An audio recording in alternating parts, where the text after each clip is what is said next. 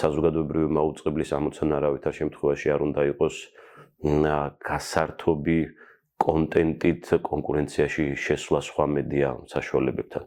არამედ ჩვენ უფრო ღრმა შინაარსზე უნდა ვიყოთ ორიენტირებულები და ბოლო თვეებს რომ გადავხედოთ, ის თუ მაგალითად 2024-ის არჩევნებამდე რა შინაარსი ჰქონდა ჩვენ არჩევნების შემდეგ და უკვე აქ ბოლოს განვითარებული მოვლენებისას რა შინაარსი მივაწოდეთ მაყურებელს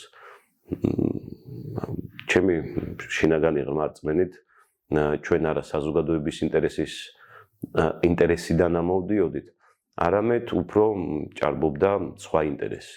ეს სხვა ინტერესი საქართველოში ვართ და ყველა ხვდებით, რომ რაც უფრო ახლოს ვართ ძალის მფლობელთან, ხელისუფალთან, ბევრისთვის ეს სასურველი მდგომარეობა არის.